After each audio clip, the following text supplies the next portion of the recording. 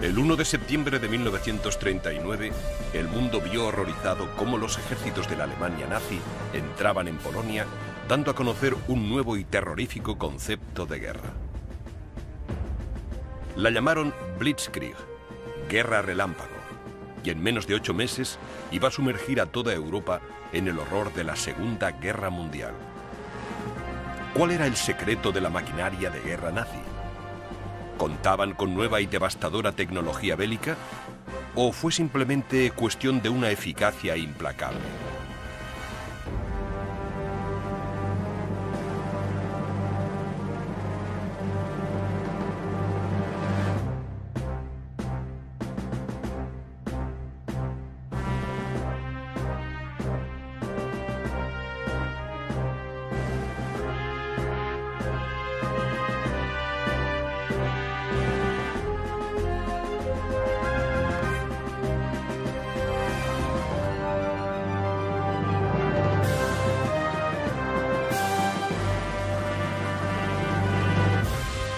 Segunda Guerra Mundial. Guerra relámpago.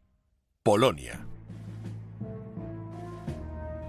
Cuando la Primera Guerra Mundial llegó a su fin en noviembre de 1918, Alemania, como perdedora, fue despojada de su industria pesada, su ejército y gran parte de su antiguo territorio. Alsacia-Lorena pasó a formar parte de Francia, Renania se unió a Bélgica y los Países Bajos, los Sudetes a la recién creada Checoslovaquia y el puerto báltico de Danzig fue entregado a Polonia. Al igual que muchos alemanes, la población de estas zonas, principalmente alemana, sintió humillación por la derrota en la guerra e ira por haber sido separada de la madre patria.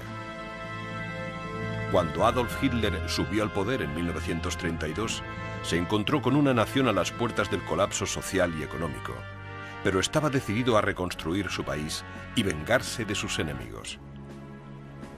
Alemania, que había sido una gran potencia centroeuropea, solo tenía permitido mantener una fuerza pacificadora de no más de 100.000 hombres, sin tanques, aviones ni artillería pesada. Ante tales recortes, la industria pesada alemana se había hundido. Públicamente, Hitler insistía en que Alemania se atendría al Tratado de Versalles, el tratado de paz de la Primera Guerra Mundial.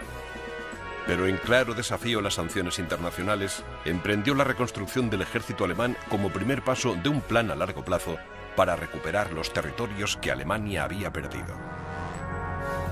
Si Adolf Hitler quería que sus planes de conquista tuvieran éxito, debía llevarlos a cabo lentamente, con cuidado y en secreto. Hitler sabía que si sus intenciones llegaban a ser del dominio público, Alemania corría el riesgo de ser invadida por Francia y Gran Bretaña. El alto mando alemán entendía que el restablecimiento de una Alemania fuerte requería, en primer lugar, un programa de rearme a gran escala y, en segundo lugar, una estrategia militar que permitiera a Alemania vencer a sus enemigos con rapidez y decisión. Entre 1914 y 1918, los ejércitos de Europa y Gran Bretaña habían estado atrapados en un punto muerto altamente perjudicial. La terrible guerra de trincheras había llevado prácticamente a la bancarrota a todas las naciones involucradas y había costado la vida de casi 8,5 millones de hombres. Hitler quería pasar cuentas por las pérdidas de Alemania, pero debía evitar los errores catastróficos cometidos en la última guerra. Mientras Hitler pactaba en secreto con los industriales alemanes, el Estado Mayor empezaba a concebir tácticas de batalla nuevas y mejoradas. El jefe del ejército, el general Hans von Seeckt, escribió un informe describiendo un plan audaz. El futuro de la guerra depende enteramente del uso de armamento móvil, cuya actuación será decididamente más eficiente con la ayuda de la aviación. Aunque este concepto tenía sus orígenes a mediados del siglo XIX, este informe marcó el inicio de la Blitzkrieg moderna. En teoría, las unidades de transporte motorizadas podían llevar suficientes alimentos y combustible para abastecer a todo el ejército en combate durante una campaña de una semana. Esto debería permitir al ejército penetrar en territorio enemigo sin tener que depender de un abastecimiento constante de provisiones. El plan parecía ideal, Debido a las sanciones internacionales y a la falta de recursos naturales, Alemania no podía permitirse una guerra prolongada. Importaba el 90% del estaño, el 70% del cobre, el 80% del caucho y el 75% del petróleo. Si se podía hacer una guerra y ganarla, con una serie de enfrentamientos breves y rápidos como el Rayo, quizá Alemania tendría una oportunidad. Todo se reducía a una cuestión de tiempo. Para asegurarse de que las batallas fueran breves, Hitler y sus generales debían evitar que las tropas más rápidas quedaran atascadas luchando en primera línea de frente. Ignorando por completo el concepto tradicional de una línea de frente rígida y continua, la primera oleada de tropas de choque seguía avanzando en territorio enemigo, destruyendo líneas de abastecimiento, cuarteles generales y líneas de comunicaciones. Pero debía completarse la operación antes de que las provisiones alemanas se agotaran, o debían establecerse líneas de abastecimiento fiables. Una victoria rápida era esencial. Y lo que era más importante, Alemania aún no tenía aviación militar, ni tanques, ni barcos de guerra, y más del 90% de su ejército dependía de los caballos para el transporte.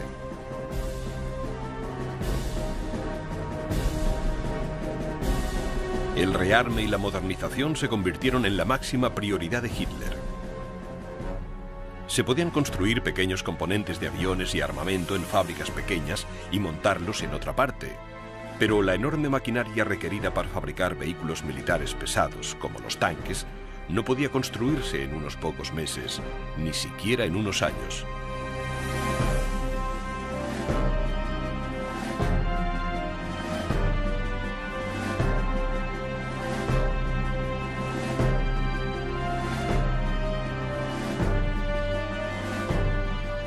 En 1935, 3 años después de que Hitler llegara al poder, Francia presentó la primera división de artillería acorazada completamente motorizada del mundo.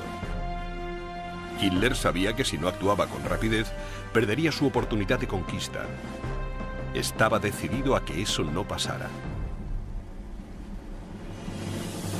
Sorprendentemente, en 6 meses, Alemania había reunido una división completamente móvil y una acorazada, o división Panzer. La división Panzer necesitaba más de 3.000 vehículos de apoyo para transportar alimentos, municiones y provisiones. Para conseguir tantos vehículos en tan poco tiempo, Hitler había requisado vehículos ya existentes, muchos de los cuales ya estaban obsoletos y desgastados de otras unidades del ejército. El ejército alemán estaba creciendo a una velocidad vertiginosa. En los 5 años entre la llegada al poder de Adolf Hitler en 1932 y la movilización completa en 1938, el ejército había pasado de 100.000 hombres a más de 4 millones.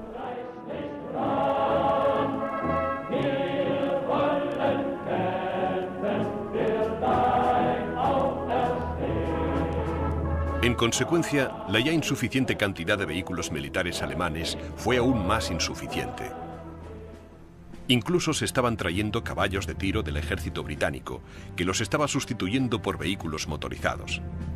Aparte de las pequeñas divisiones motorizadas que Hitler desplegaba constantemente ante las cámaras de los noticiarios, el ejército estaba formado por millones de hombres con poca o ninguna preparación, vehículos viejos, muchos requisados de la industria privada, y miles de caballos viejos. La mermada industria alemana no podía cubrir las necesidades de un ejército tan grande. Sin embargo, esto no detuvo los planes de Adolf Hitler.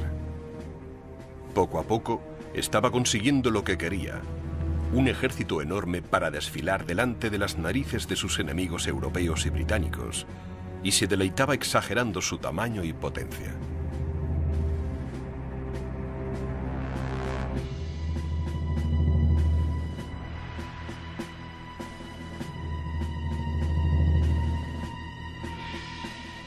Cuando Francia y la Unión Soviética firmaron un pacto de mutua defensa en marzo de 1935, Alemania quedó en una posición peligrosa, atrapada entre dos grandes potencias que no se fiaban de Adolf Hitler.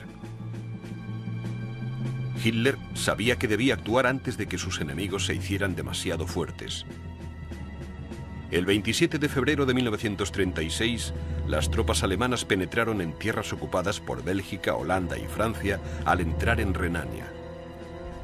El primer intento de Hitler de recuperar los territorios perdidos alemanes se saldó sin resistencia. Francia y Rusia no intervinieron. Embriagado por la fácil victoria, el dictador alemán dejó claro que tenía intención de integrar las ruinas del antiguo imperio austríaco en una nueva y mayor Alemania. Austria navegaba a la deriva desde la caída de su monarquía al término de la Primera Guerra Mundial, y muchos ciudadanos austríacos se alegraron mucho de la unificación con Alemania. Utilizando como arma la presión diplomática, los nazis comenzaron a intimidar al débil gobierno austríaco, dejando claro que solo tenía dos opciones: rendirse o prepararse para una invasión inmediata. En marzo de 1938, exactamente 2 años después de la invasión de Renania, las tropas alemanas cruzaron la frontera austríaca. Esto le dio a Hitler la primera oportunidad de comprobar la eficacia de sus recién creadas divisiones Panzer en maniobras a grandes distancias. Los resultados dejaron mucho que desear. Las reservas de combustible no bastaron para cubrir el gran consumo de los tanques.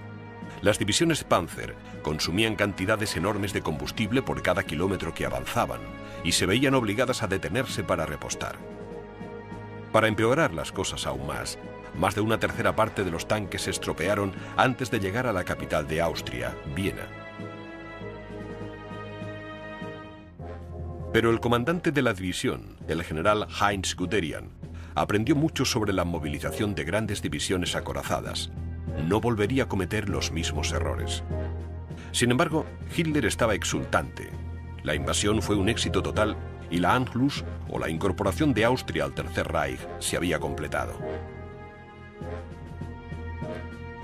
Europa y Gran Bretaña empezaban a ponerse nerviosas. Era obvio que Adolf Hitler era un hombre peligroso, pero el miedo de provocar una catástrofe de las proporciones de la Primera Guerra Mundial les impedía iniciar un conflicto armado.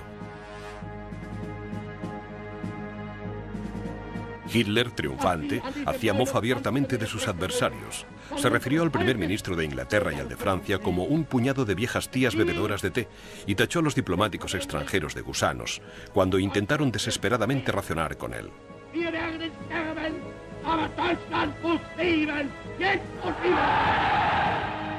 Creyendo que podía seguir adelante con prácticamente cualquier tipo de agresión sin encontrar una oposición seria, Adolf Hitler centró su atención en los Sudetes, una zona de cerca de 30.000 kilómetros cuadrados de antiguo territorio alemán que había sido confiscada al término de la Primera Guerra Mundial para ayudar a la creación de la República de Checoslovaquia. A pesar de que Hitler había dado su palabra de que los checos no tenían nada que temer, los Sudetes eran ricos en recursos naturales y era un centro de industria pesada. Su anexión era esencial para el rearme de Alemania. Esta vez no hubo maniobras políticas, nada de peticiones, nada de opciones. El Führer simplemente anunció que los Sudetes pertenecían a Alemania. Gran Bretaña y Francia celebraron precipitadamente una reunión tras otra, primero con Hitler y después con Emil Hácha, el presidente checo. Mientras intentaban pararle los pies a Hitler, Gran Bretaña y Francia dejaron claro a Checoslovaquia que no podían arriesgarse a provocar una guerra mayor para salvar los Sudetes. El 29 de septiembre, solo 6 meses después de la anexión de Austria, Gran Bretaña y Francia cedieron ante las peticiones de Hitler. El presidente checo no fue consultado.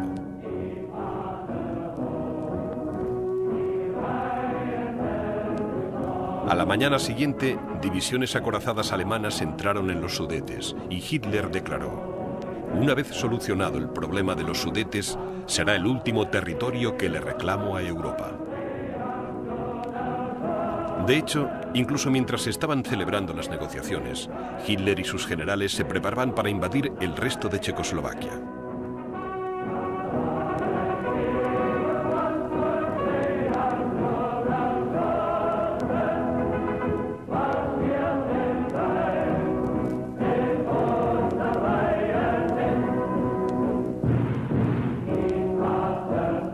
26 semanas después de perder los Sudetes, el presidente checo Emil Hácha fue invitado a Berlín para reunirse con Hitler.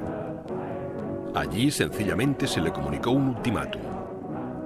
Si no entregaba su país a la Alemania nazi en un plazo de 7 horas, la capital checa, Praga, sería completamente bombardeada. Una vez más, Hitler había ganado una batalla sin un solo disparo, pero se le estaba acabando la suerte. Su siguiente objetivo no se rendiría tan fácilmente.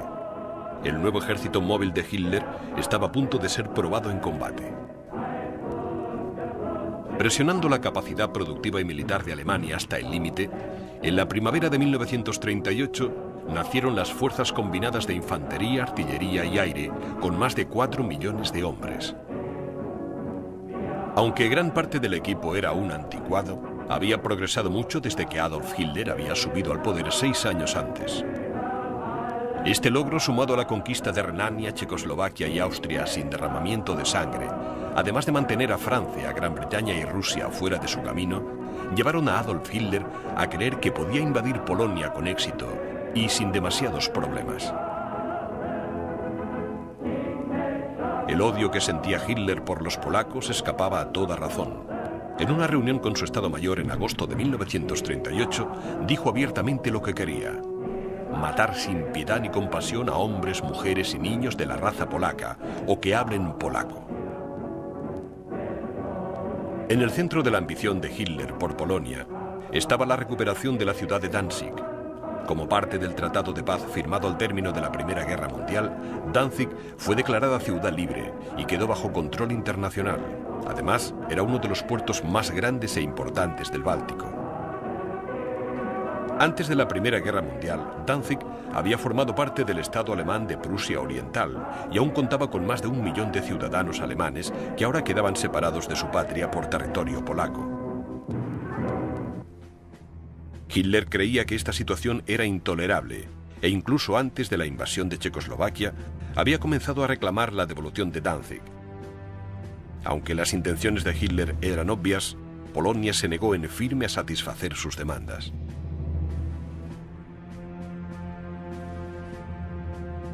Hacía falta inventar un pretexto para que la invasión de Polonia no pareciera un paso más de la Alemania nazi hacia la guerra generalizada. Para hacer que los polacos parecieran una amenaza para la seguridad de Alemania, las fuerzas especiales alemanas, disfrazadas de soldados polacos, organizaron un ataque ficticio en la frontera, lo que permitió a Hitler acusar falsamente a los polacos de un acto de guerra. Mientras sus amenazas a Polonia eran cada vez más evidentes, Hitler y sus generales planificaban cuidadosamente una invasión generalizada. En cuanto Alemania hubo firmado un pacto de no agresión con el vecino oriental de Polonia, Rusia, Hitler se convenció de que podía seguir adelante sin verse arrastrado a una guerra mucho más grande de lo que podía permitirse. Desgraciadamente, los polacos no movilizaron a su ejército creyendo que no había peligro de invasión hasta que se hiciera una llamada pública a filas de las unidades alemanas en la reserva. Pero ni siquiera el egocéntrico Adolf Hitler era tan obvio.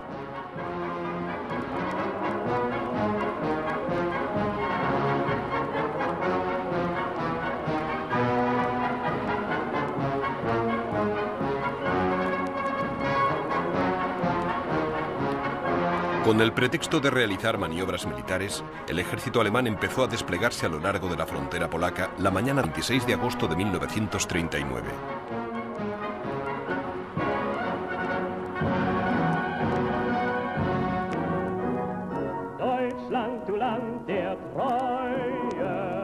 Anticipándose al siguiente movimiento de Hitler, Gran Bretaña firmó un acuerdo de mutua defensa con Polonia con la esperanza de que Alemania se echara atrás. Además, Gran Bretaña instigó a Polonia a que negociara con Hitler. Basándose en la experiencia de Renania, Austria y Checoslovaquia, Hitler pensó que Gran Bretaña no intervendría, ni siquiera en caso de invasión. Pero en un cínico movimiento diplomático, como si jugara al gato y al ratón, Hitler aceptó la petición de Polonia de negociar. A las 4 de la tarde del 31 de agosto, el embajador polaco esperó ansiosamente a que le llevaran al despacho de Adolf Hitler. Le dijeron que el Führer estaba al teléfono y que le recibiría en breve.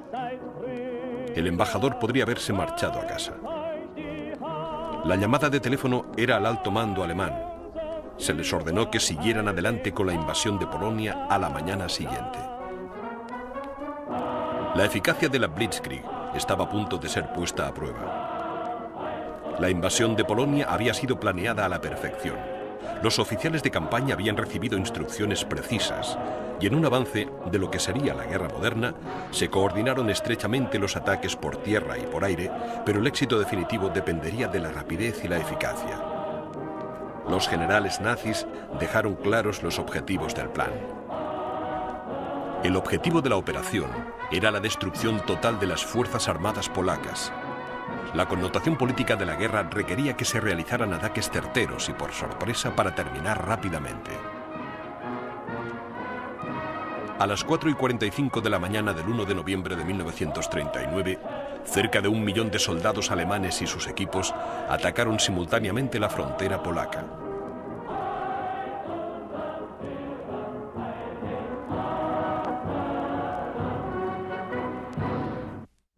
Para asegurarse una victoria rápida y segura, las fuerzas alemanas avanzaron en dos frentes. El primero entraría en Polonia desde el norte, a lo largo del corredor que separaba Alemania del puerto de Danzig. El segundo ejército, más numeroso, avanzaría por las fronteras sur y oeste en la zona en la que Alemania limitaba con el antiguo territorio checo.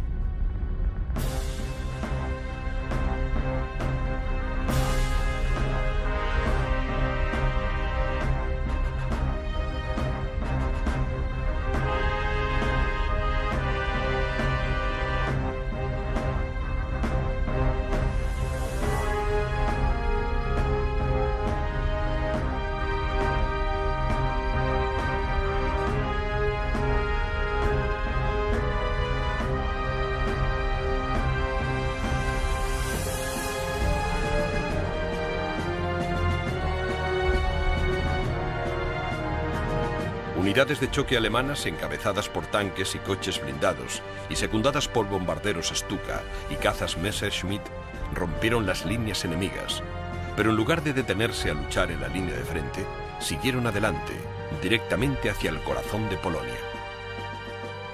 Mientras divisiones pesadas acorazadas y bombarderos en picado se adentraban en territorio polaco, las mermadas líneas de defensa polacas estaban atrapadas por el fuego de artillería concentrado y los ataques de la infantería que siguieron al paso de las rápidas unidades acorazadas.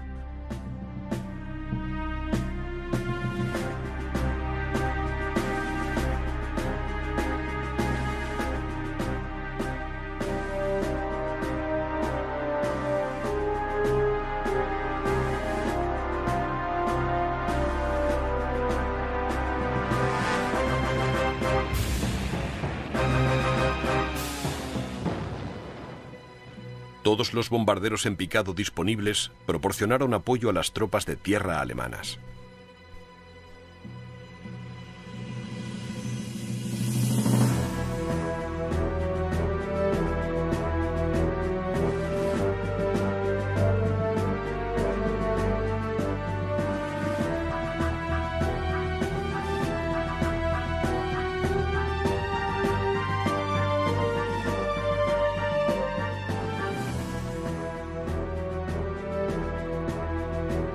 En cuanto los tanques y los ataques aéreos hubieron segmentado las líneas polacas, se cortó la llegada de refuerzos y provisiones a las unidades individuales. Eso las convirtió en una presa fácil para la infantería alemana, que sacaba provecho de su ventaja hasta que los polacos se rendían o eran eliminados.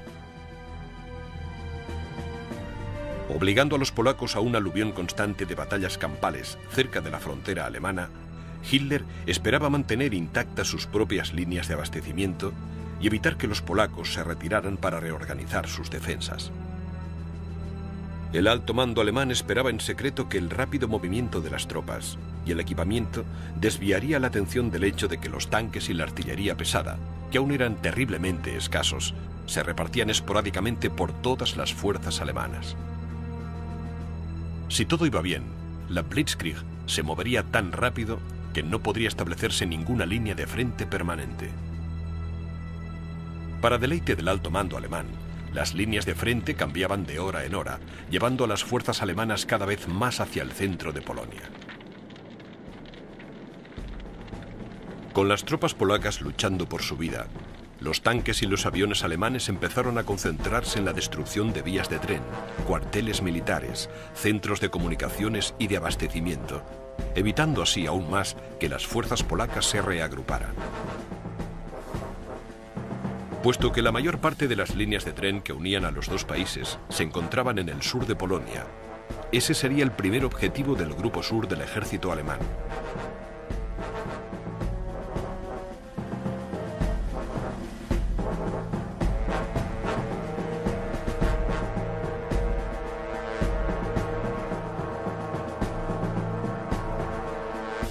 Las líneas de tren que quedaran operativas serían aseguradas lo antes posible y utilizadas para hacer llegar munición y provisiones frescas a los territorios conquistados.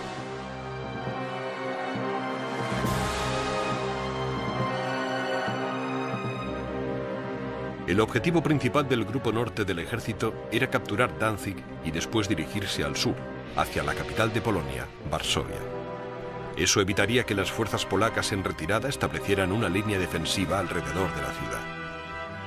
A las 6 de la mañana, poco más de una hora después de que las fuerzas de tierra alemanas cruzaran la frontera con Polonia, las fuerzas aéreas alemanas, la Luftwaffe, iniciaron una despiadada campaña de bombardeos.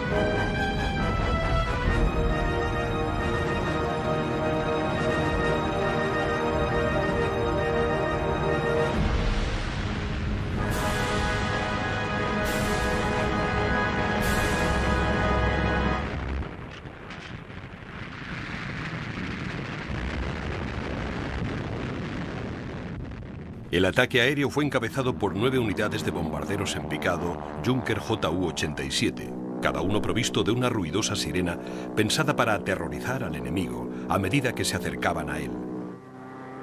El Ju-87 era, probablemente, el bombardero en picado alemán o Stuka más famoso y ya había demostrado su eficacia en la Guerra Civil Española.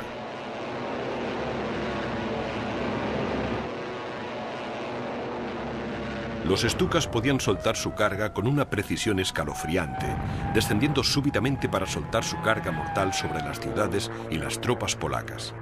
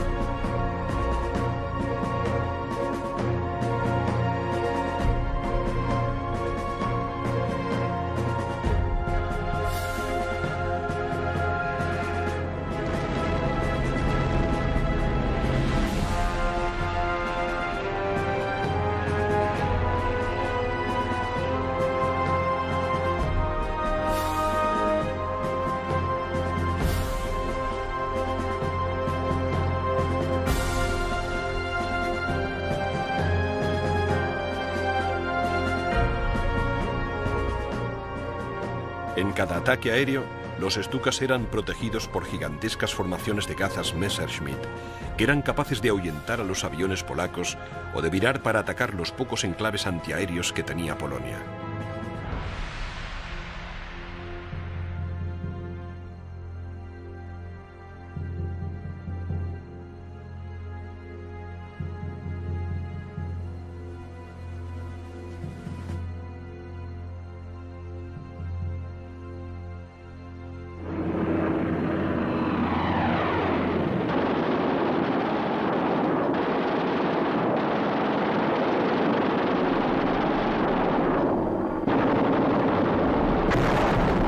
El objetivo inmediato de la campaña aérea era destruir los centros de comunicaciones y de despliegue militar y evitar así cualquier intento de las fuerzas polacas de mantener la coordinación.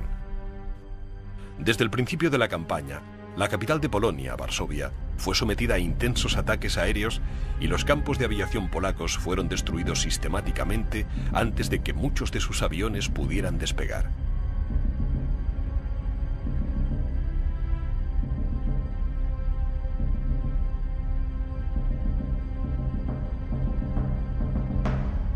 A pesar del castigo infligido por los alemanes y el hecho de que solo la mitad de los 840 aviones polacos estaban preparados para el combate, los escuadrones de cazas polacos consiguieron provocar bajas importantes a la Luftwaffe.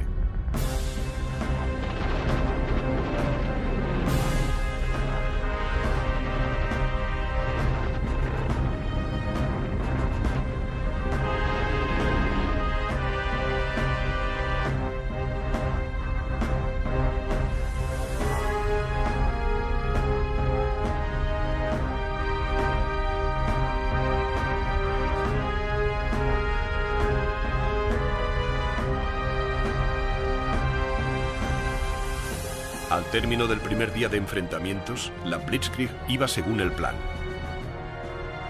Los polacos huían ante el avance alemán. Las suaves llanuras del oeste de Polonia resultaron ser muy ventajosas para los alemanes y un problema para las defensas polacas. El paisaje abierto y seco de finales de verano era ideal para el rápido avance de la artillería y la infantería alemanas. Si las lluvias de otoño hubieran llegado 2 semanas antes, los campos y pastos se habrían convertido en un mar de barro y cieno que habría atrapado a hombres y máquinas.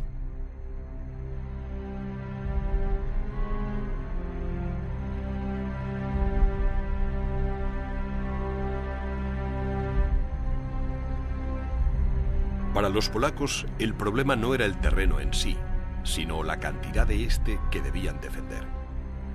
La frontera germano-polaca se extendía a lo largo de más de 1.900 kilómetros, desde Checoslovaquia en el sur al mar Báltico en el norte, y era prácticamente imposible defenderla toda.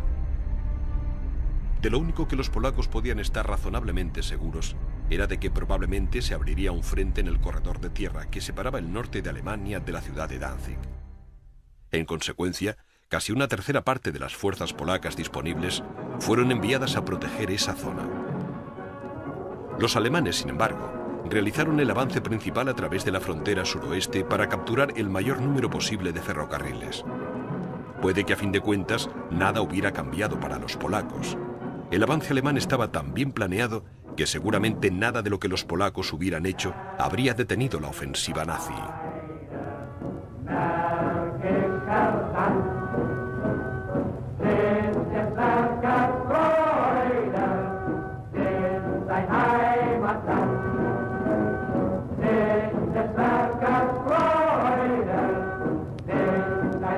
En todos los puntos por los que el ejército alemán entró en Polonia, sus tropas estaban dispuestas para ayudarse el máximo las unas a las otras y para infligir el máximo daño a los polacos. 2 o 3 columnas de unidades acorazadas o de infantería avanzaban simultáneamente y muy cerca las unas de las otras. Con el apoyo de otras columnas que se mantenían cerca, las unidades podían ayudarse mutuamente cuando fuera necesario. Además de ayudarse mutuamente, las columnas paralelas podían separar y rodear temporalmente bolsillos de las tropas enemigas. Esta maniobra en pinza obligaba a las tropas polacas a tener que defenderse en 2 flancos simultáneamente. Además, el alto mando alemán había asignado casi 300 aviones para el apoyo aéreo. Estos perros guardianes del aire se lanzaban en picado sobre los focos de resistencia, eliminándolos antes de que llegara la infantería que iba avanzando, u obligándoles a dividir sus fuerzas entre un ataque de infantería a dos frentes y un tercero desde el cielo. Las tácticas alemanas eran tan devastadoramente eficaces que incluso la infantería, que tenía que cargar con equipos transportados por caballos y howitzers de campaña de 1,5 toneladas, podía avanzar cerca de 50 kilómetros al día en territorio polaco, destruyendo las defensas polacas a su paso o haciéndolas retroceder hacia el interior del país en un círculo cada vez más reducido, un círculo que terminaría cerrándose alrededor de las ruinas de Varsovia. Si podían escapar al ataque inicial de tanques y bombardeos aéreos o al concentrado avance de la infantería, las fuerzas polacas intentaban retirarse y reagruparse, pero eso también las conducía al desastre. Las unidades en retirada topaban con las columnas de apoyo que seguían avanzando hacia las líneas de frente, que ya habían sido superadas. Pronto las carreteras se llenaron de hombres y caballos que se desplazaban en dos direcciones a la vez.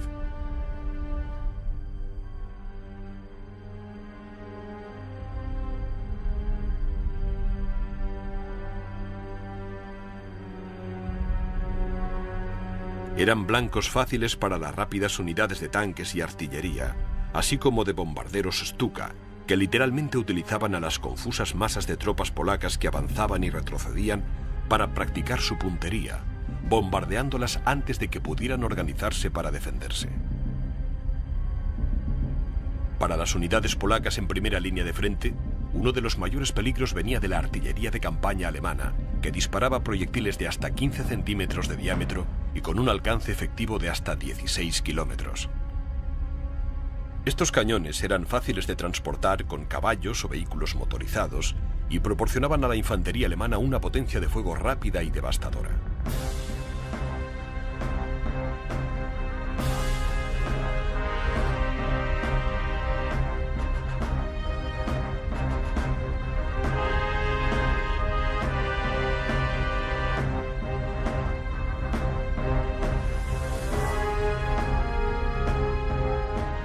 Los camiones semi-oruga y los oruga para el transporte de tropas eran más rápidos y maniobrables que los tanques. Además, su potencia les permitía cazar howitzers pesados y cañones antiaéreos y aún así seguir a los tanques.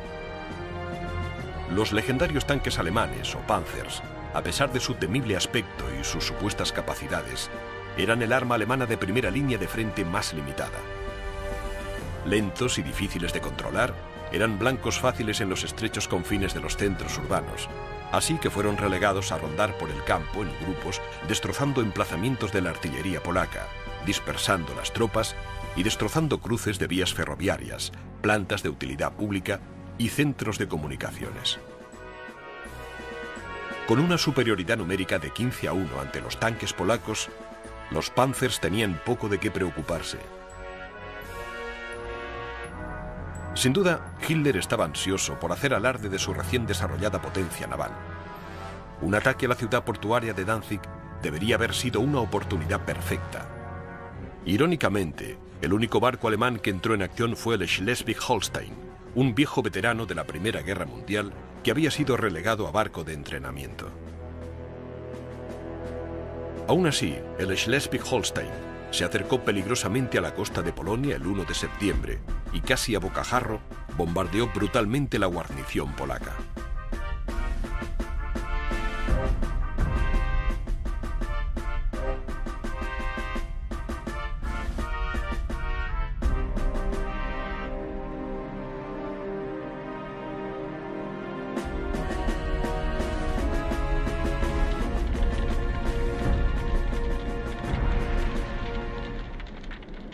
Ninguna fracción del ejército alemán podía atribuirse todo el mérito del éxito inicial de su país. Fue la coordinación de la infantería, la artillería y la potencia aérea lo que hizo tan efectiva la Blitzkrieg. El alto nivel de coordinación militar fue posible gracias a las comunicaciones por radio. Permitía a los mandos alemanes en campaña sacar provecho inmediato de los movimientos del enemigo y cambiar de posición a las tropas y al equipo de primera línea de frente en un abrir y cerrar de ojos. Las comparativamente precarias comunicaciones polacas, sumadas a un equipo obsoleto y una preparación casi inexistente, fueron los principales responsables de la desesperada situación de Polonia a la hora de enfrentarse a las fuerzas combinadas de la maquinaria de guerra de Hitler.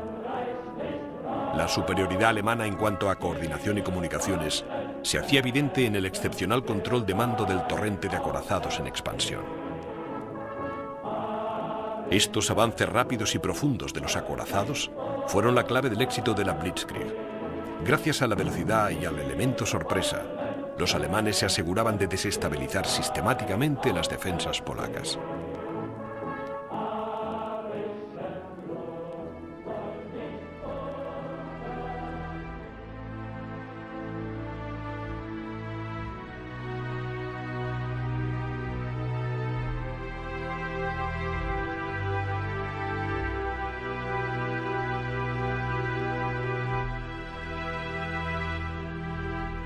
A pesar de que en 1939 Polonia tenía uno de los mayores ejércitos del mundo, la mayor parte de su equipo era el que había quedado de la Primera Guerra Mundial, y la situación se agravó porque el vacilante alto mando polaco solo consiguió movilizar a 17 unidades de infantería y a 6 brigadas de caballería trágicamente obsoletas, cuando el ejército alemán empezó a cruzar sus fronteras. 9 divisiones más, que se necesitaban desesperadamente, aún se estaban reuniendo en sus cuarteles cuando la línea de frente polaca empezó a ceder. Una de las pocas unidades de tanques polacas que había entrado en servicio fue capturada por los alemanes cuando estaba siendo descargada de los vagones de tren que los transportaban hasta el frente. La artillería alemana los destruyó antes de que los polacos pudieran realizar un solo disparo.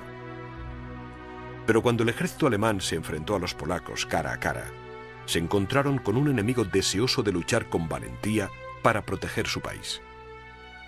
Unidades de caballería polacas magníficamente formadas, armadas con nada más que lanzas y rifles de cañones recortados, cargaban sin vacilar contra las enormes formaciones de tanques alemanes. Les habían dicho que eran modelos a escala hechos de cartón. Fue un esfuerzo valeroso, heroico y tremendamente fútil. Los soldados de caballería fueron ahuyentados de los campos de batalla o destrozados por completo.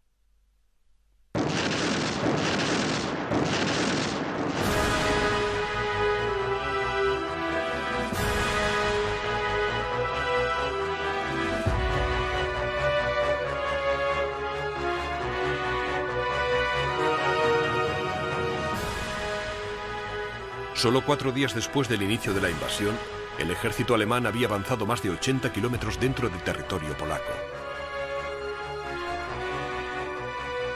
Día tras día los polacos eran atacados por tierra y aire.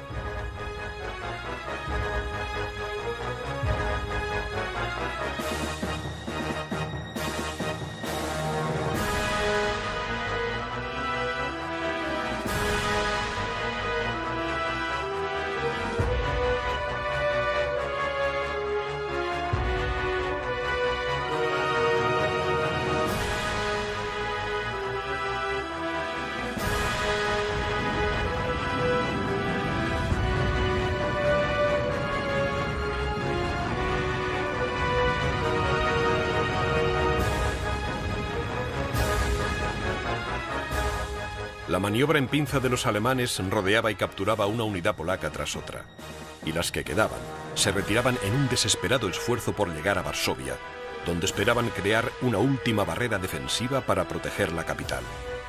La Blitzkrieg avanzaba sin piedad. Incluso los alemanes estaban sorprendidos por la facilidad con que se estaba llevando a cabo la invasión. Un joven soldado le escribió a su esposa: «Era tan parecido a las maniobras que nos costaba trabajo creer que era la guerra de verdad. Todo parecía tan bien ordenado».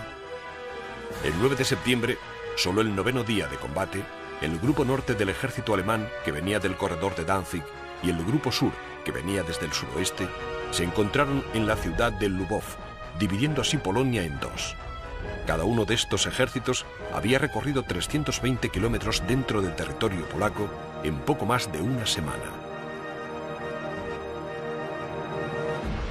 Pero a los Panzers alemanes no todo les iba bien. El 8 de septiembre, la cuarta división Panzer perdió más de 60 tanques intentando capturar los barrios periféricos de Varsovia. Para el 10 de septiembre, la mayor parte de las fuerzas polacas restantes estaban concentradas en Bolsillos al oeste de Varsovia. Cuando empezaron a avanzar hacia la capital, los alemanes utilizaron una vez más la maniobra en pinza, esta vez a gran escala. La 10ª división Panzer se desvió hacia el este, detrás de las líneas polacas, cortándoles la retirada hacia Varsovia. Cuando los polacos dieron media vuelta con dificultad a sus líneas defensivas, un segundo frente alemán apareció por el oeste. Los polacos estaban atrapados entre dos líneas de tropas alemanas en avance. La retirada se convirtió en un desastre, puesto que se cortó el paso a la defensa por todos lados. A las 2 semanas de guerra, estaba claro que los polacos habían perdido, pero se negaban a entregar su país a la Alemania nazi. Trasladándose de noche y luchando de día, bolsillos dispersos del ejército polaco luchaban para llegar a Varsovia, infligiendo todo el daño posible a los invasores.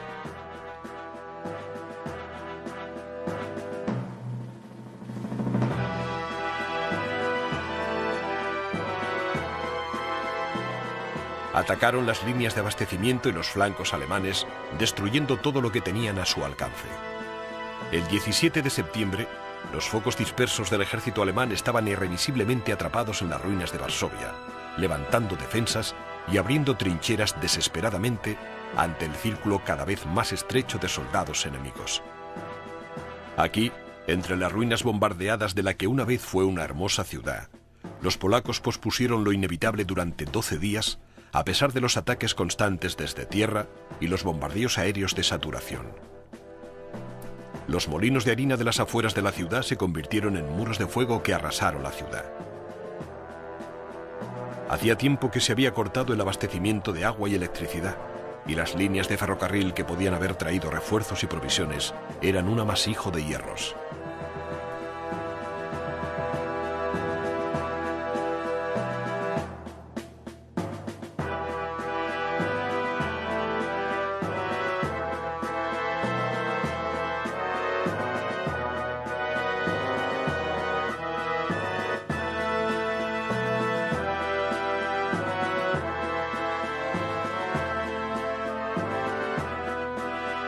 Cuando el 28 de septiembre Polonia finalmente se rindió, la destrucción era tan absoluta que incluso el general alemán Erwin Rommel quedó horrorizado. Dijo: "No hay ni un solo edificio que no esté dañado. Esa gente debe de haber sufrido terriblemente. Durante 7 días no ha habido agua, ni electricidad, ni gas, ni comida. El alcalde calcula que hay 40.000 civiles muertos o heridos".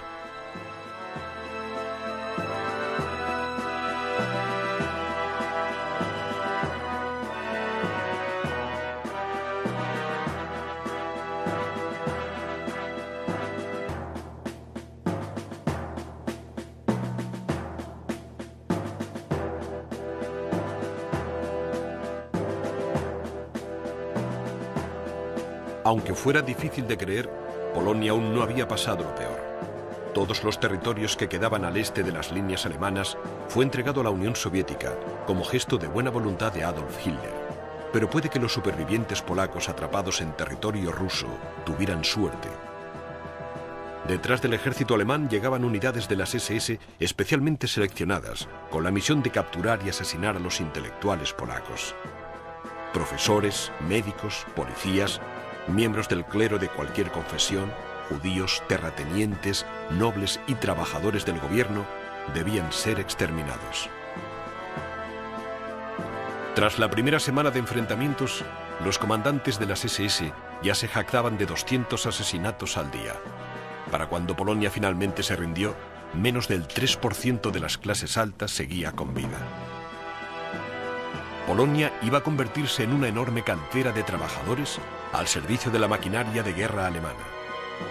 El número total de polacos muertos durante las 3 semanas de campaña sigue sin determinarse, pero lo que está claro es que sobrepasó las 50.000 personas y cerca de 700.000 polacos fueron hechos prisioneros. En comparación, los alemanes perdieron apenas 10.000 hombres. Milagrosamente, Más de 100.000 soldados polacos, marines y aviadores consiguieron escapar de su país en ruinas. Se dirigieron hacia el este para unirse al ejército francés o a las fuerzas aéreas británicas, donde jugarían un importante papel eliminando a la Alemania nazi de los cielos durante la larga guerra que se avecinaba.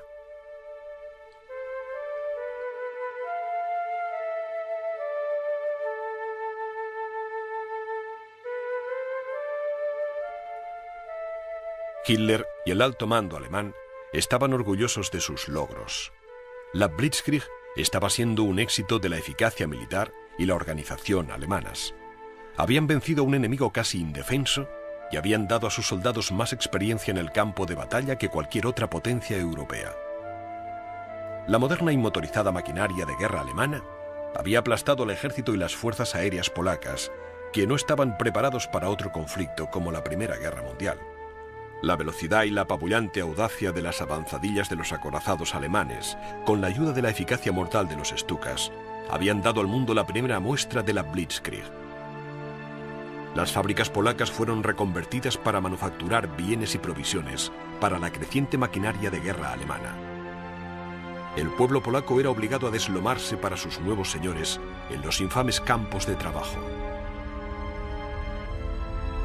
Los cínicos estratagemas diplomáticos y la propaganda habían funcionado tan bien como la propia Blitzkrieg. Ahora Hitler sabía que Francia no quería luchar y con un poco de suerte los británicos no acudirían a ayudar a los franceses.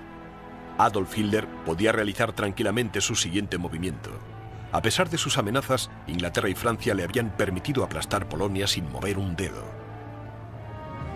Ahora le tocaba el turno a Noruega y Dinamarca, y después a Holanda, Bélgica, Francia y cualquier otro que se cruzara en su camino.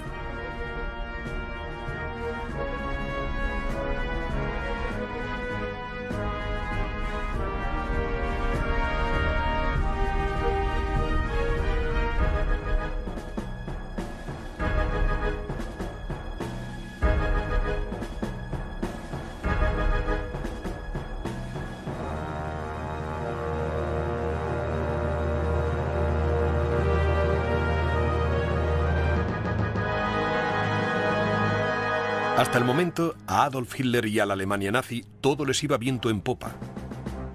Pero el tiempo puede ser muy cruel, como Hitler acabaría descubriendo.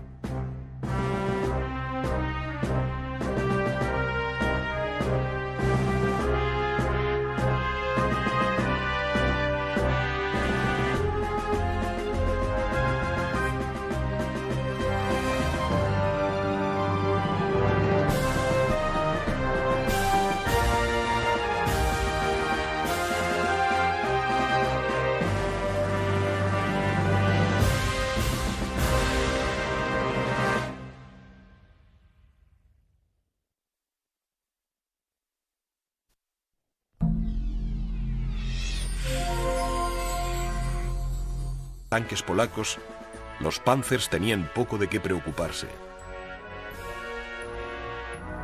Sin duda, Hitler estaba ansioso por hacer alarde de su recién desarrollada potencia naval. Un ataque a la ciudad portuaria de Danzig debería haber sido una oportunidad perfecta. Irónicamente, el único barco alemán que entró en acción fue el Schleswig-Holstein, un viejo veterano de la Primera Guerra Mundial que había sido relegado a barco de entrenamiento. Aún así, el Schleswig-Holstein se acercó peligrosamente a la costa de Polonia el 1 de septiembre y casi a bocajarro bombardeó brutalmente la guarnición polaca.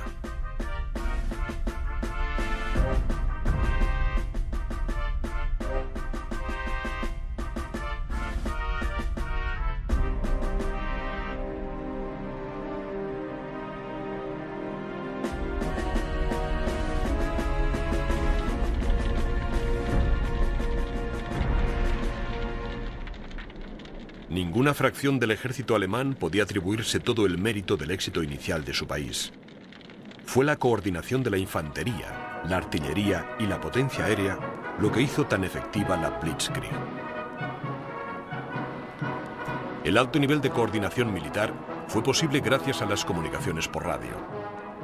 Permitía a los mandos alemanes en campaña sacar provecho inmediato de los movimientos del enemigo y cambiar de posición a las tropas y al equipo de primera línea de frente en un abrir y cerrar de ojos.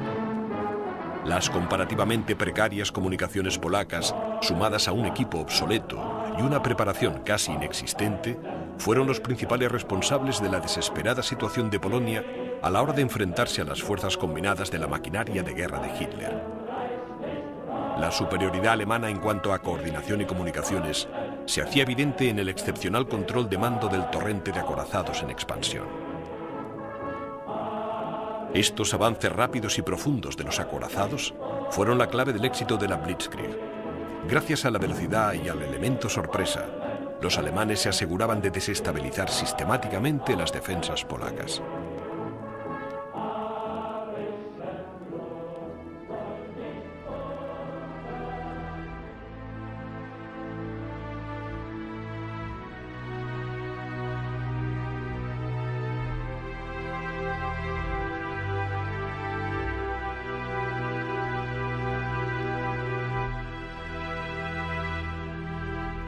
A pesar de que en 1939 Polonia tenía uno de los mayores ejércitos del mundo, la mayor parte de su equipo era el que había quedado de la Primera Guerra Mundial, y la situación se agravó porque el vacilante alto mando polaco solo consiguió movilizar a 17 unidades de infantería y a 6 brigadas de caballería.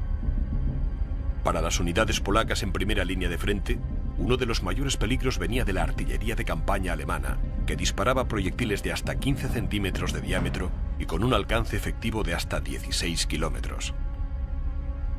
Estos cañones eran fáciles de transportar con caballos o vehículos motorizados y proporcionaban a la infantería alemana una potencia de fuego rápida y devastadora.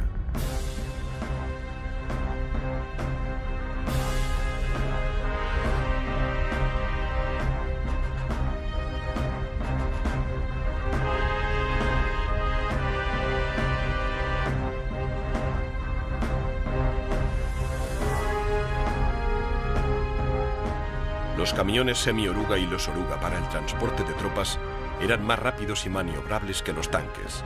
Además, su potencia les permitía cazar howitzers pesados y cañones antiaéreos y aún así seguir a los tanques.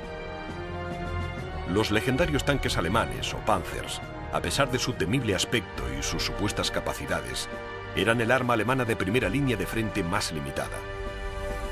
Lentos y difíciles de controlar, eran blancos fáciles en los estrechos confines de los centros urbanos, así que fueron relegados a rondar por el campo en grupos, destrozando emplazamientos de la artillería polaca, dispersando las tropas y destrozando cruces de vías ferroviarias, plantas de utilidad pública y centros de comunicaciones. Con una superioridad numérica de 15-1 ante los tanques polacos, los Panzers tenían poco de qué preocuparse.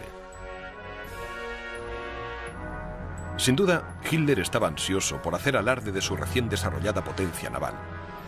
Un ataque a la ciudad portuaria de Danzig debería haber sido una oportunidad perfecta. Irónicamente, el único barco alemán que entró en acción fue el Schleswig-Holstein, un viejo veterano de la Primera Guerra Mundial que había sido relegado a barco de entrenamiento. Aún así, el Schleswig-Holstein se acercó peligrosamente a la costa de Polonia el 1 de septiembre y casi a bocajarro bombardeó brutalmente la guarnición polaca.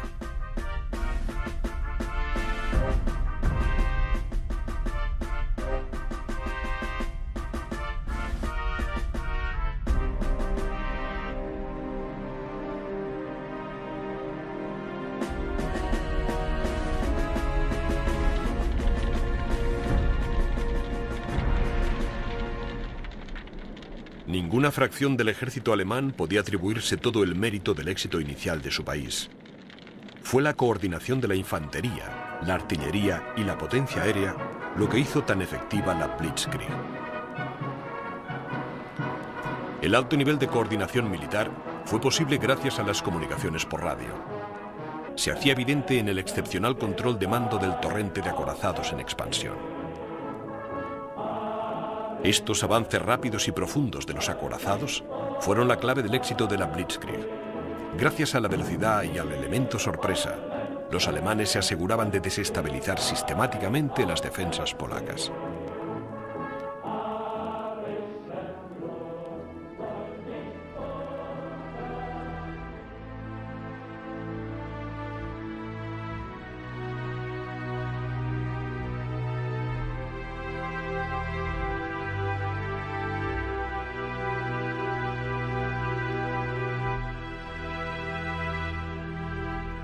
A pesar de que en 1939 Polonia tenía uno de los mayores ejércitos del mundo, la mayor parte de su equipo era el que había quedado de la Primera Guerra Mundial, y la situación se agravó porque el vacilante alto mando polaco solo consiguió movilizar a 17 unidades de infantería y a 6 brigadas de caballería trágicamente obsoletas cuando el ejército alemán empezó a cruzar sus fronteras.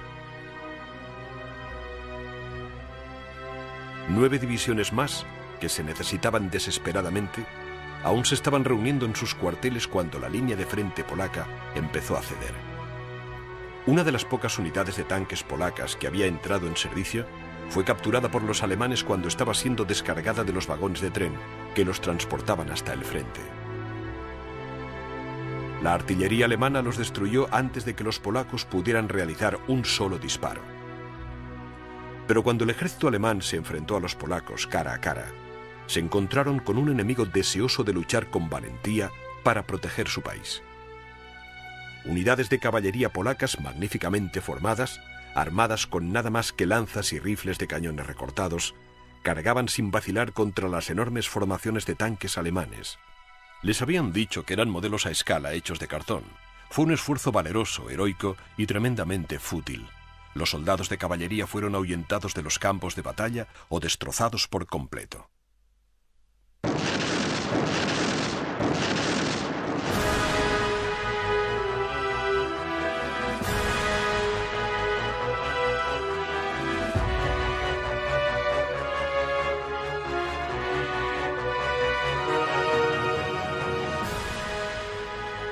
Solo 4 días después del inicio de la invasión, el ejército alemán había avanzado más de 80 kilómetros dentro del territorio polaco.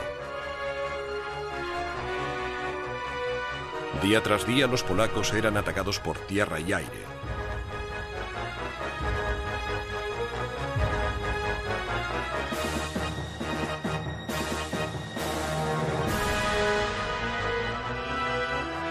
En 1935, 3 años después de que Hitler llegara al poder, Francia presentó la primera división de artillería acorazada completamente motorizada del mundo.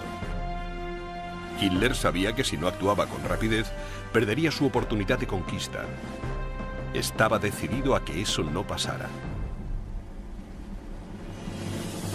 Sorprendentemente, en 6 meses, Alemania había reunido una división completamente móvil y una acorazada, o división Panzer. La división Panzer necesitaba más de 3.000 vehículos de apoyo para transportar alimentos, municiones y provisiones. Para conseguir tantos vehículos en tan poco tiempo, Hitler había requisado vehículos ya existentes, muchos de los cuales ya estaban obsoletos y desgastados de otras unidades del ejército. El ejército alemán estaba creciendo a una velocidad vertiginosa. En los 5 años entre la llegada al poder de Adolf Hitler en 1932 y la movilización completa en 1938, el ejército había pasado de 100.000 hombres a más de 4 millones.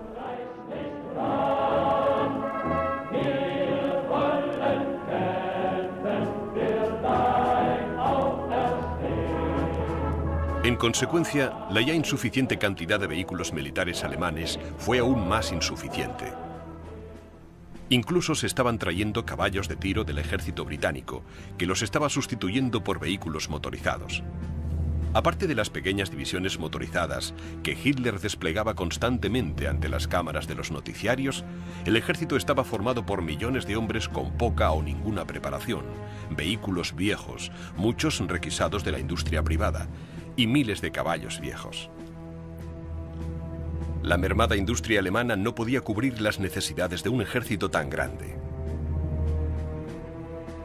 Sin embargo, esto no detuvo los planes de Adolf Hitler. Poco a poco, estaba consiguiendo lo que quería: un ejército enorme para desfilar delante de las narices de sus enemigos europeos y británicos, y se deleitaba exagerando su tamaño y potencia.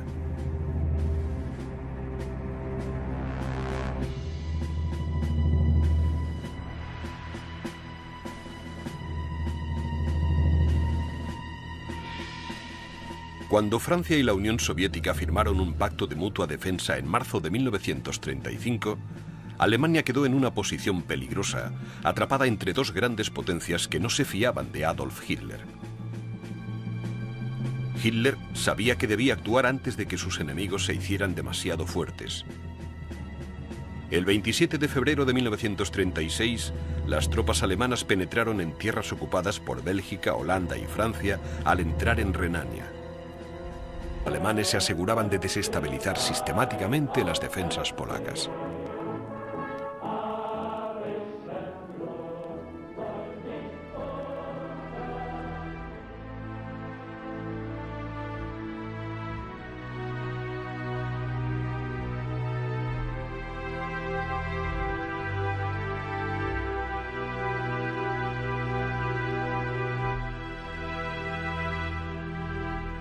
A pesar de que en 1939 Polonia tenía uno de los mayores ejércitos del mundo, la mayor parte de su equipo era el que había quedado de la Primera Guerra Mundial, y la situación se agravó porque el vacilante alto mando polaco solo consiguió movilizar a 17 unidades de infantería y a 6 brigadas de caballería trágicamente obsoletas cuando el ejército alemán empezó a cruzar sus fronteras. 9 divisiones más, que se necesitaban desesperadamente, aún se estaban reuniendo en sus cuarteles cuando la línea de frente polaca empezó a ceder. Una de las pocas unidades de tanques polacas que había entrado en servicio fue capturada por los alemanes cuando estaba siendo descargada de los vagones de tren que los transportaban hasta el frente. La artillería alemana los destruyó antes de que los polacos pudieran realizar un solo disparo. Pero cuando el ejército alemán se enfrentó a los polacos cara a cara, se encontraron con un enemigo deseoso de luchar con valentía para proteger su país. Unidades de caballería polacas magníficamente formadas, armadas con nada más que lanzas y rifles de cañones recortados, cargaban sin vacilar contra las enormes formaciones de tanques alemanes. Les habían dicho que eran modelos a escala hechos de cartón. Fue un esfuerzo valeroso, heroico y tremendamente fútil. Los soldados de caballería fueron ahuyentados de los campos de batalla o destrozados por completo.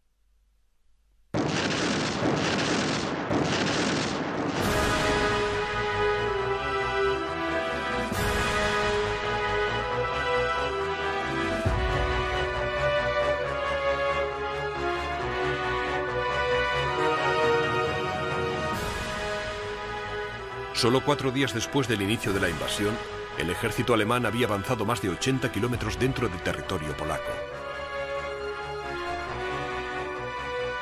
Día tras día los polacos eran atacados por tierra y aire.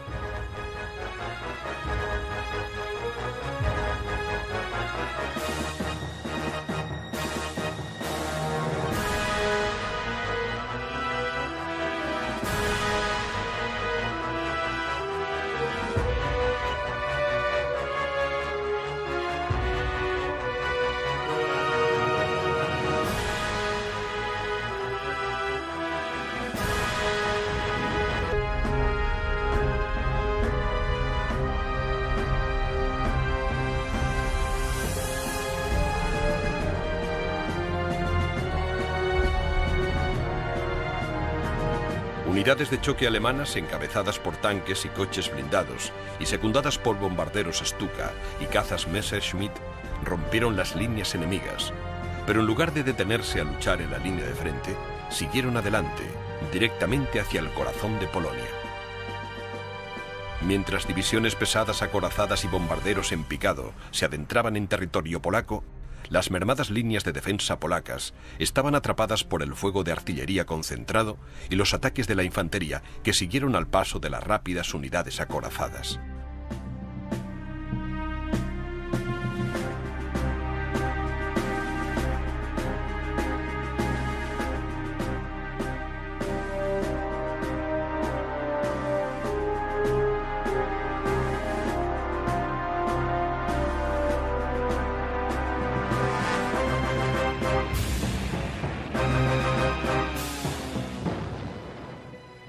Todos los bombarderos en picado disponibles proporcionaron apoyo a las tropas de tierra alemanas.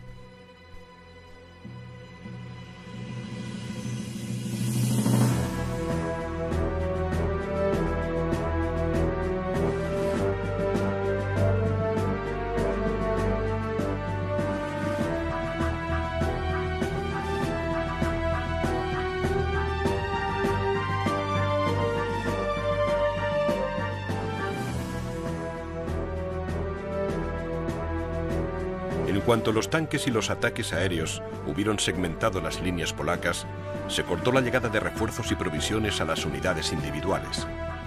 Eso las convirtió en una presa fácil para la infantería alemana, que sacaba provecho de su ventaja hasta que los polacos se rendían o eran eliminados. Obligando a los polacos a un aluvión constante de batallas campales cerca de la frontera alemana, Hitler esperaba mantener intactas sus propias líneas de abastecimiento y evitar que los polacos se retiraran para reorganizar sus defensas. El alto mando alemán esperaba en secreto que el rápido movimiento de las tropas y el equipamiento desviaría la atención del hecho de que los tanques y la artillería pesada, que aún eran terriblemente escasos, se repartían esporádicamente por todas las fuerzas alemanas. Si todo iba bien, la Blitzkrieg se movería tan rápido que no podría establecerse ninguna línea de frente permanente. Para deleite del alto mando alemán, las líneas de frente cambiaban de hora en hora, llevando a las fuerzas alemanas cada vez más hacia el centro de Polonia. Por hacer alarde de su recién desarrollada potencia naval, un ataque a la ciudad portuaria de Danzig debería haber sido una oportunidad perfecta. Irónicamente, el único barco alemán que entró en acción fue el Schleswig-Holstein, un viejo veterano de la Primera Guerra Mundial que había sido relegado a barco de entrenamiento. Aún así, el Schleswig-Holstein se acercó peligrosamente a la costa de Polonia el 1 de septiembre y casi a bocajarro bombardeó brutalmente la guarnición polaca.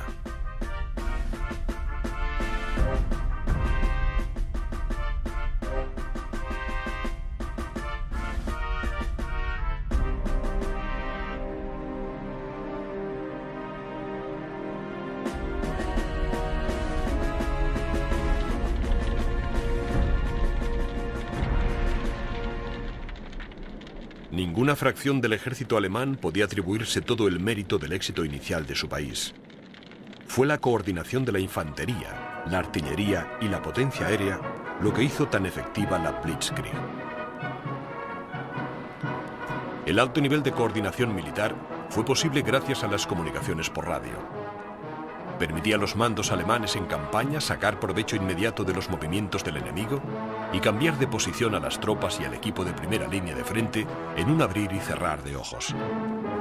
Las comparativamente precarias comunicaciones polacas, sumadas a un equipo obsoleto y una preparación casi inexistente, fueron los principales responsables de la desesperada situación de Polonia a la hora de enfrentarse a las fuerzas combinadas de la maquinaria de guerra de Hitler. La superioridad alemana en cuanto a coordinación y comunicaciones se hacía evidente en el excepcional control de mando del torrente de acorazados en expansión. Estos avances rápidos y profundos de los acorazados fueron la clave del éxito de la Blitzkrieg. Gracias a la velocidad y al elemento sorpresa, los alemanes se aseguraban de desestabilizar sistemáticamente las defensas polacas.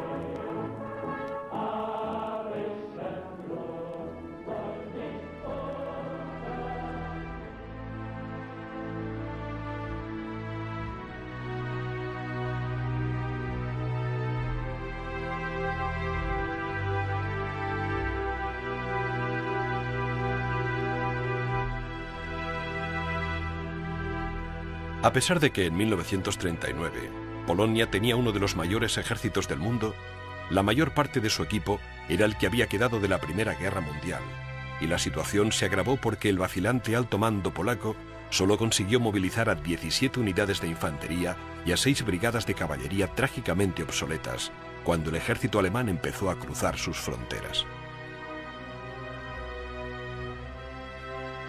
La mayor parte de las fuerzas polacas restantes estaban concentradas en Borsillos al oeste de Varsovia. Cuando empezaron a avanzar hacia la capital, los alemanes utilizaron una vez más la maniobra en pinza, esta vez a gran escala. La 10ª División Panzer se desvió hacia el este, detrás de las líneas polacas, cortándoles la retirada hacia Varsovia. Cuando los polacos dieron media vuelta con dificultad a sus líneas defensivas, un segundo frente alemán apareció por el oeste. Los polacos estaban atrapados entre 2 líneas de tropas alemanas en avance. La retirada se convirtió en un desastre, puesto que se cortó el paso a la defensa por todos lados. A las 2 semanas de guerra, estaba claro que los polacos habían perdido, pero se negaban a entregar su país a la Alemania nazi. Trasladándose de noche y luchando de día, bolsillos dispersos del ejército polaco luchaban para llegar a Varsovia, infligiendo todo el daño posible a los invasores.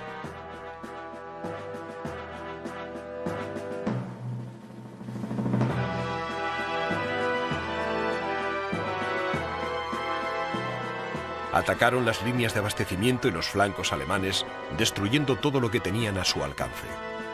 El 17 de septiembre, los focos dispersos del ejército alemán estaban irremisiblemente atrapados en las ruinas de Varsovia, levantando defensas y abriendo trincheras desesperadamente ante el círculo cada vez más estrecho de soldados enemigos. Aquí, entre las ruinas bombardeadas de la que una vez fue una hermosa ciudad, los polacos pospusieron lo inevitable durante 12 días, a pesar de los ataques constantes desde tierra y los bombardeos aéreos de saturación. Los molinos de harina de las afueras de la ciudad se convirtieron en muros de fuego que arrasaron la ciudad.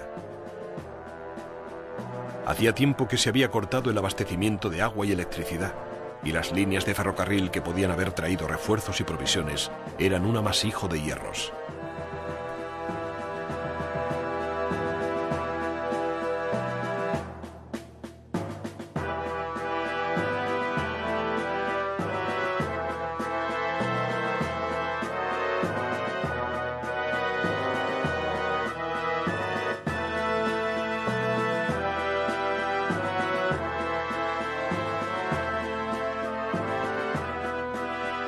Cuando el 28 de septiembre Polonia finalmente se rindió, la destrucción era tan absoluta que incluso el general alemán Erwin Rommel quedó horrorizado. Dijo: "No hay ni un solo edificio que no esté dañado. Esa gente debe de haber sufrido terriblemente. Durante 7 días no ha habido agua, ni electricidad, ni gas, ni comida. El alcalde calcula que hay 40.000 civiles muertos o heridos". Y líneas de comunicaciones. Pero debía completarse la operación antes de que las provisiones alemanas se agotaran, o debían establecerse líneas de abastecimiento fiables. Una victoria rápida era esencial. Y lo que era más importante, Alemania aún no tenía aviación militar, ni tanques, ni barcos de guerra, y más del 90% de su ejército dependía de los caballos para el transporte.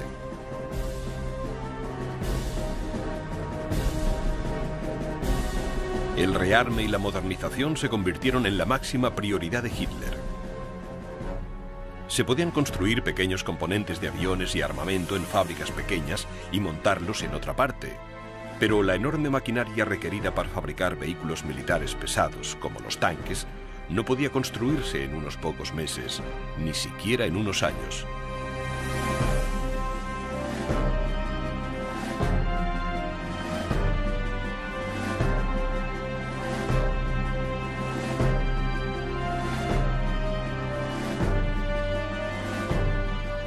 En 1935, 3 años después de que Hitler llegara al poder, Francia presentó la primera división de artillería acorazada completamente motorizada del mundo. Hitler sabía que si no actuaba con rapidez, perdería su oportunidad de conquista. Estaba decidido a que eso no pasara. Sorprendentemente, en 6 meses, Alemania había reunido una división completamente móvil y una acorazada, o división Panzer. La división Panzer necesitaba más de 3.000 vehículos de apoyo para transportar alimentos, municiones y provisiones. Para conseguir tantos vehículos en tan poco tiempo, Hitler había requisado vehículos ya existentes, muchos de los cuales ya estaban obsoletos y desgastados de otras unidades del ejército. El ejército alemán estaba creciendo a una velocidad vertiginosa.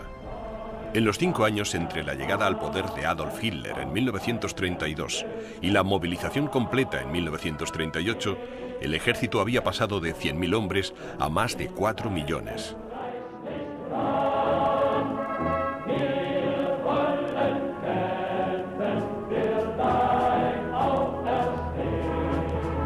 En consecuencia, la ya insuficiente cantidad de vehículos militares alemanes fue aún más insuficiente. Incluso se estaban trayendo caballos de tiro del ejército británico, que los estaba sustituyendo por vehículos motorizados. Aparte de las pequeñas divisiones motorizadas que Hitler desplegaba constantemente ante las cámaras de los noticiarios, el ejército estaba formado por millones de hombres con poca o ninguna preparación, vehículos viejos, muchos requisados de la industria privada, que atendría al Tratado de Versalles, el tratado de paz de la Primera Guerra Mundial. Pero en claro desafío a las sanciones internacionales, emprendió la reconstrucción del ejército alemán como primer paso de un plan a largo plazo para recuperar los territorios que Alemania había perdido. Si Adolf Hitler quería que sus planes de conquista tuvieran éxito, debía llevarlos a cabo lentamente, con cuidado y en secreto. Hitler sabía que si sus intenciones llegaban a ser del dominio público, Alemania corría el riesgo de ser invadida por Francia y Gran Bretaña. El alto mando alemán entendía que el restablecimiento de una Alemania fuerte requería, en primer lugar, un programa de rearme a gran escala y, en segundo lugar, una estrategia militar que permitiera a Alemania vencer a sus enemigos con rapidez y decisión. Entre 1914 y 1918, los ejércitos de Europa y Gran Bretaña habían estado atrapados en un punto muerto altamente perjudicial. La terrible guerra de trincheras había llevado prácticamente a la bancarrota a todas las naciones involucradas y había costado la vida de casi 8,5 millones de hombres. Hitler quería pasar cuentas por las pérdidas de Alemania, pero debía evitar los errores catastróficos cometidos en la última guerra. Mientras Hitler pactaba en secreto con los industriales alemanes, el Estado Mayor empezaba a concebir tácticas de batalla nuevas y mejoradas. El jefe del ejército, el general Hans von Seeckt, escribió un informe describiendo un plan audaz. El futuro de la guerra depende enteramente del uso de armamento móvil, cuya actuación será decididamente más eficiente con la ayuda de la aviación. Aunque este concepto tenía sus orígenes a mediados del siglo XIX, este informe marcó el inicio de la Blitzkrieg moderna. En teoría, las unidades de transporte motorizadas podían llevar suficientes alimentos y combustible para abastecer a todo el ejército en combate durante una campaña de una semana. Esto debería permitir al ejército penetrar en territorio enemigo sin tener que depender de un abastecimiento constante de provisiones. El plan parecía ideal. Debido a las sanciones internacionales y a la falta de recursos naturales, Alemania no podía permitirse una guerra prolongada. Importaba el 90% del estaño, el 70% del cobre, el 80% del caucho y el 75% del petróleo. Si se podía hacer una guerra y ganarla, con una serie de enfrentamientos breves y rápidos como el Rayo, quizá Alemania tendría una oportunidad. Todo se reducía a una cuestión de tiempo. Para asegurarse de que las batallas fueran breves, Hitler y sus generales debían evitar que las tropas más rápidas quedaran acusar falsamente a los polacos de un acto de guerra. Mientras sus amenazas a Polonia eran cada vez más evidentes, Hitler y sus generales planificaban cuidadosamente una invasión generalizada. En cuanto Alemania hubo firmado un pacto de no agresión con el vecino oriental de Polonia, Rusia, Hitler se convenció de que podía seguir adelante sin verse arrastrado a una guerra mucho más grande de lo que podía permitirse. Desgraciadamente, los polacos no movilizaron a su ejército creyendo que no había peligro de invasión hasta que se hiciera una llamada pública a filas de las unidades alemanas en la reserva. Pero ni siquiera el egocéntrico Adolf Hitler era tan obvio.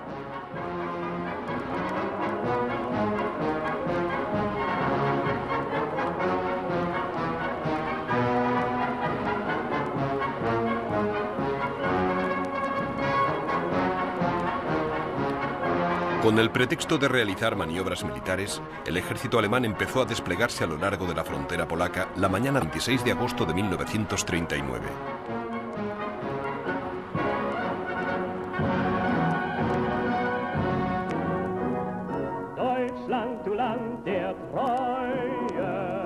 Anticipándose al siguiente movimiento de Hitler, Gran Bretaña firmó un acuerdo de mutua defensa con Polonia con la esperanza de que Alemania se echara atrás. Además, Gran Bretaña instigó a Polonia a que negociara con Hitler. Basándose en la experiencia de Renania, Austria y Checoslovaquia, Hitler pensó que Gran Bretaña no intervendría, ni siquiera en caso de invasión. Pero en un cínico movimiento diplomático, como si jugara al gato y al ratón, Hitler aceptó la petición de Polonia de negociar. A las 4 de la tarde del 31 de agosto, el embajador polaco esperó ansiosamente a que le llevaran al despacho de Adolf Hitler. Le dijeron que el Führer estaba al teléfono y que le recibiría en breve. El embajador podría haberse marchado a casa. La llamada de teléfono era al alto mando alemán. Se les ordenó que siguieran adelante con la invasión de Polonia a la mañana siguiente. La eficacia de la Blitzkrieg estaba a punto de ser puesta a prueba. La invasión de Polonia había sido planeada a la perfección. Los oficiales de campaña habían recibido instrucciones precisas y en un avance de lo que sería la guerra moderna, se coordinaron estrechamente los ataques por tierra y por aire, pero el éxito definitivo dependería de la rapidez y la eficacia. Los generales nazis dejaron claros los objetivos del plan. El objetivo de la operación era la destrucción total de las fuerzas armadas polacas. La connotación política de la guerra requería que se realizaran ataques certeros y por sorpresa para terminar rápidamente. A las 4:45 de la mañana, con una precisión escalofriante, descendiendo súbitamente para soltar su carga mortal sobre las ciudades y las tropas polacas.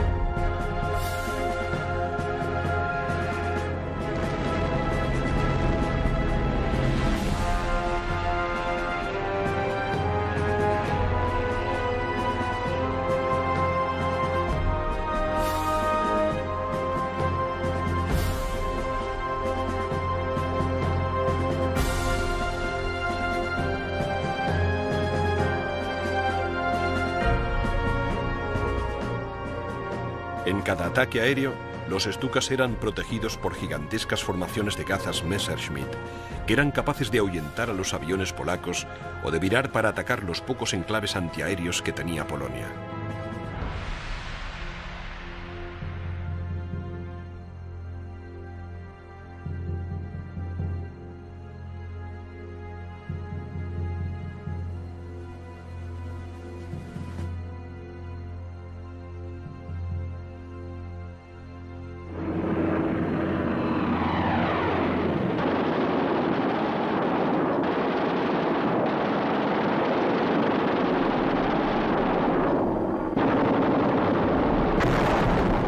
El objetivo inmediato de la campaña aérea era destruir los centros de comunicaciones y de despliegue militar y evitar así cualquier intento de las fuerzas polacas de mantener la coordinación.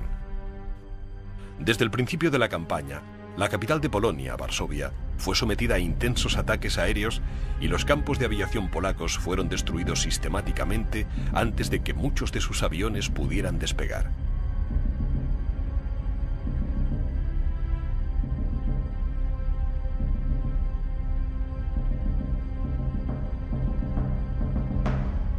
A pesar